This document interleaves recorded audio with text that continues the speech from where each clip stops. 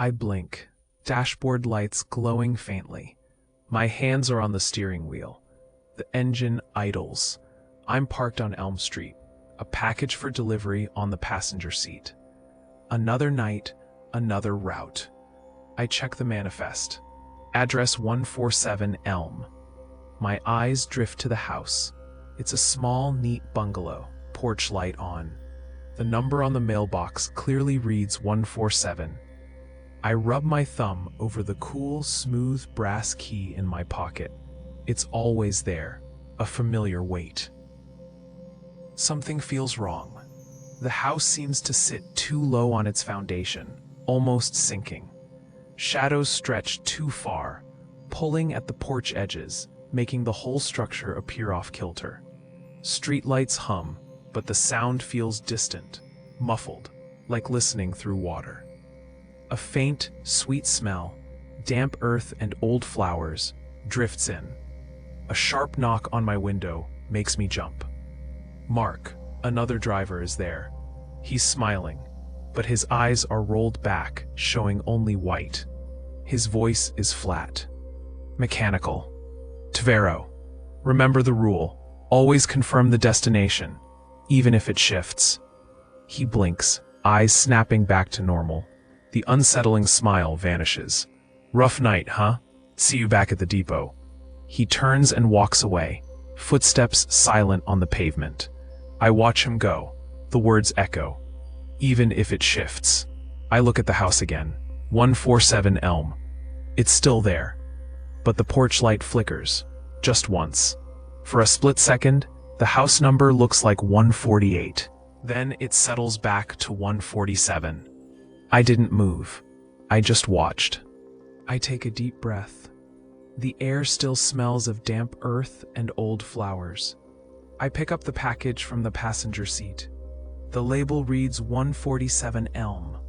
My fingers brush against the cool brass key in my pocket. It's a small comfort. I step out of the car. The streetlights hum, but the sound still feels wrong, too distant. My footsteps on the pavement make no sound. I stop. I try again. Still nothing. It's like walking on air. That felt wrong. I walk towards the bungalow. The porch light flickers again. This time it stays off for a beat longer. When it comes back on, the house number on the mailbox is gone. Just a blank, dark rectangle where 147 should be. I blink. It's back. 147. The numbers seem to shimmer at the edges. I reach the porch. The front door is slightly ajar. I didn't push it. It just opened more. A faint, high-pitched whine comes from inside. It sounds like an old radio, barely audible. I push the door open fully. The entry hall is dim. A small table sits against the wall. On it, a single, dusty photograph. It's a picture of this house. But the porch light in the photo is broken, shattered glass on the steps. My porch light is fine. I look back. It's still flickering, casting long, jumping shadows. The whine from inside grows louder. It feels like it's coming from everywhere at once. I should have left. A high-pitched whine pulsed around me. It felt like it was inside my head, vibrating behind my eyes. I stood in the dim entry hall, staring at the dusty photograph. The broken porch light in the picture felt like a premonition. My own porch light still flickered outside, a frantic, yellow pulse against the darkness. I didn't move. A shadow detached itself from the deeper darkness of the hallway ahead. It solidified into Mark. He wore his usual delivery uniform. His eyes were rolled back, showing only white. A fixed, unsettling smile stretched his lips. His voice was flat, a low drone, echoing slightly. Tvero, remember the rule. The house remembers. It remembers what it was, and what it will be, always. He blinked.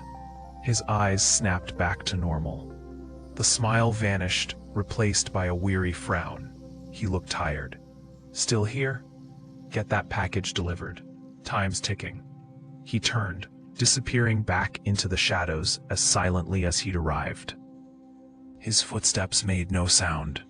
I stood frozen. The whine intensified. A sharp spike of sound that made my teeth ache. My fingers tightened around the cool brass key in my pocket. I looked back at the front door. The porch light outside, the one flickering, suddenly went dark. Not just off, it shattered. I heard the faint, distinct sound of glass hitting the porch steps, a mirror of the photograph. The house was changing. I should have left. The shattered glass outside was real. I heard it. The high-pitched whine pulsed, now a low thrumming in the floorboards beneath my feet. The entry hall grew colder, a damp chill seeping into my clothes. I shivered, but not from the cold. This felt wrong. The shadows on the wall began to deepen. They weren't just static shapes anymore. They stretched, then pulled back, like something breathing. A coat hanging on a peg near the door seemed to sway, though there was no breeze. I watched it. My breath held tight in my chest. The air grew heavy, thick with the smell of damp earth and something else. Something metallic, like old blood. My fingers found the brass key in my pocket. Its cool weight was a small comfort, a tether. The light from the street outside, filtering through the door's frosted pane, dimmed. It wasn't fading. It was compressing, shrinking inward, making the hall even darker. The thrumming intensified, vibrating up through my legs, making my teeth ache. A small framed picture on a side table, one I hadn't noticed before, tilted slowly, then fell face down with a soft thud. The frame was old, dark wood. I didn't move. I just watched. The house was definitely shifting around me. The walls seemed to lean in, the ceiling pressing down. I needed to deliver the package. I took another step forward. The floorboards groaned under my weight, a sound that seemed to come from deep within the house itself. The thrumming intensified, vibrating up through my legs, making my teeth ache. The air grew heavy, thick with the smell of damp earth, and something else, something metallic, like old blood. I gripped the package tighter, its cardboard edges digging into my palm. My fingers found the brass key in my pocket. Its cool weight was a small comfort, a tether. The hallway narrowed as I walked, the walls pressing in. It wasn't an illusion. I could feel the rough plaster against my shoulder. The ceiling lowered, forcing me to duck my head slightly. The light from the frosted pane behind me was now just a pinprick, swallowed by the growing darkness. I needed to find a place for this package, to complete the delivery. As I reached what felt like the center of the hall, a faint, shimmering residue appeared on the wall to my left. It was a thin, silvery film, like dried snail slime, but it pulsed with a faint, internal light. I reached out, my fingers brushing against it. It was cold, and it clung to my skin. When I pulled my hand back, a faint, silvery line remained on my index finger. It was a tiny, persistent scar, a mark that wouldn't rub off. The house groaned again, a deep, satisfied sound, as if my touch had been expected. I didn't move. I just watched the shimmering line on my skin. The silvery line on my finger pulsed once more, a faint, internal glow. Then it faded, leaving only the persistent mark. The shimmering residue on the wall also dimmed. It became a faint, almost invisible sheen, like a whisper of frost. The hallway seemed to stop pressing in. The ceiling felt a fraction higher, the walls a hair wider. The thrumming sound lessened, receding into the house's deeper structure. It was still there, a low vibration, but it was distant now, a memory of sound. The air remained heady, thick with that sweet, metallic scent, a lingering taste on my tongue. I didn't move. I just stood there, watching the wall, then my hand. The silvery mark on my index finger was real. It was a thin, faint line, like a scratch from a wire. It didn't hurt, but it wouldn't rub off. I scraped it with my thumb, then with my nail. Nothing. It was a part of me now. A new scar. I looked at the package in my hand. It felt heavier somehow. The cardboard edges still dug into my palm. My other hand found the brass key in my pocket. Its cool weight was a small comfort, a familiar anchor. The house was quiet again. Too quiet. The groan had stopped. The silence stretched, long and deep. It felt like the house was holding its breath, or waiting for me to make my next move.